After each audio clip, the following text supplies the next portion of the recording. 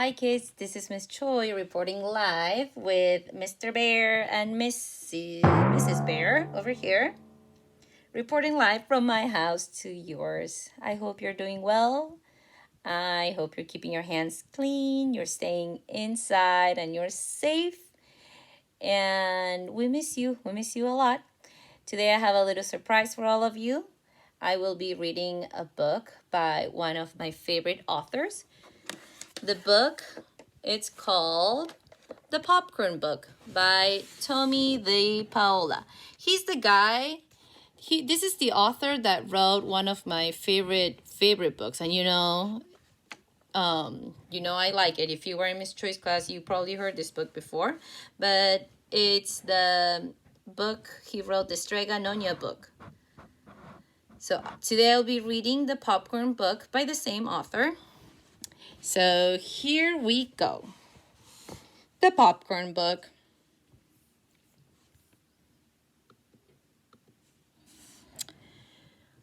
Mom, can we make some popcorn? Yes, the popcorn's in the refrigerator. Yummy. I wonder why Mom keeps the popcorn in the refrigerator. I don't know. I'll go look it up. Here it is. Popcorn is best stored in a tight jar in the refrigerator so the kernels keep their moisture. Boy, this is interesting. Popcorn is the oldest of the three main types of corn. There is field corn, which we feed to animals like cattle and pigs, sweet corn, which is the kind we eat, and popcorn. Popcorn was discovered by the Indian people in the Americas many thousands of years ago. One of the first sights Columbus saw in the New World was the Indians in San Salvador selling popcorn and wearing it as jewelry. First, I heat up the pan.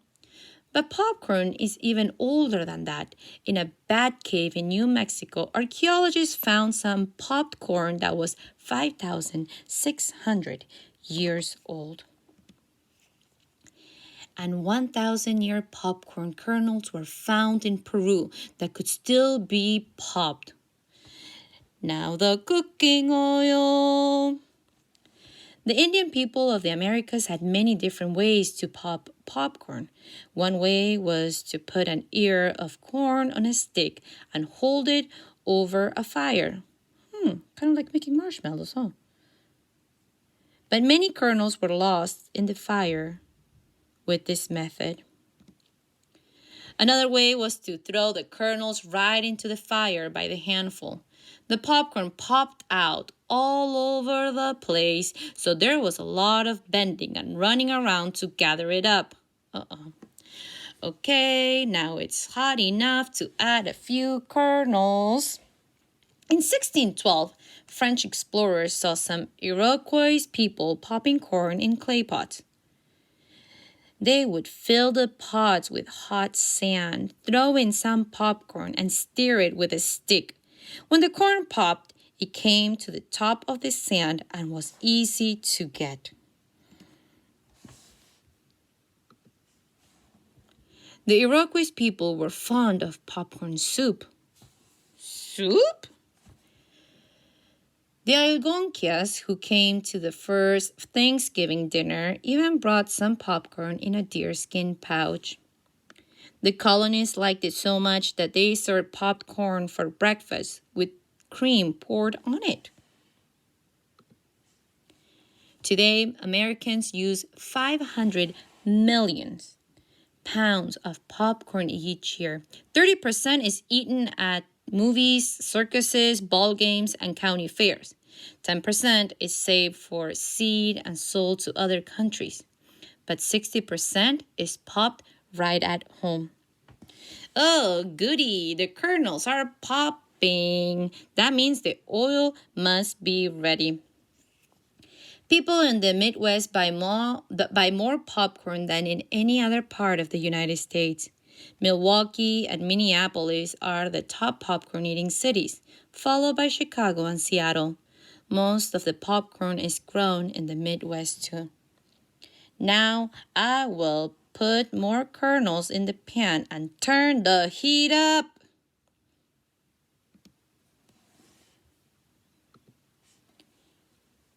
Oh, now here's the part I read first.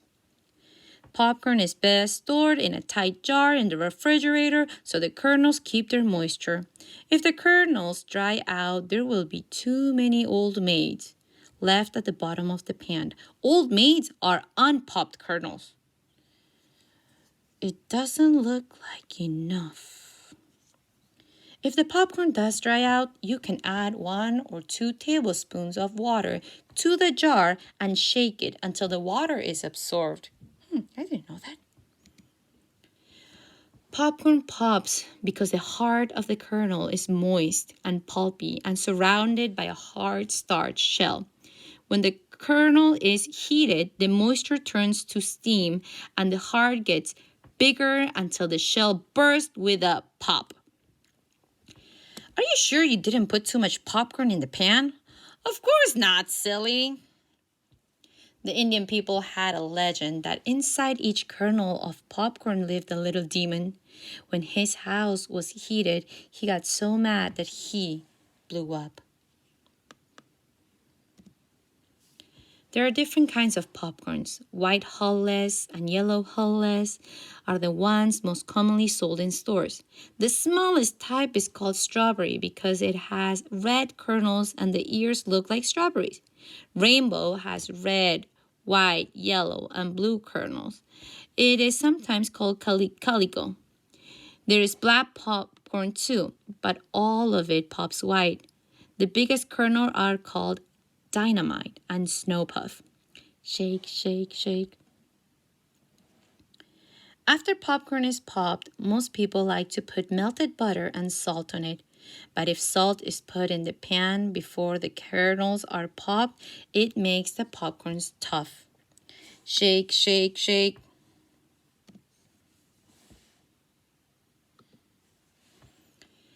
There are many stories about popcorn. One of the funniest and best known come from America's Midwest.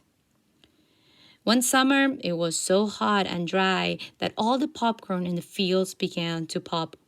In no time at all, the sky was filled with flying popcorn. It looked so much like a blizzard. Everyone put on mittens and scarves and got out the snow shovels. Help! I have a blizzard too! I knew you put too much popcorn in the pan. Okay, if you're so smart, what do we do now? I know. The best thing about popcorn is eating it. The end. And at the end of the book, it tells you 2 terrific ways to pop corn. So I guess this is like a recipe.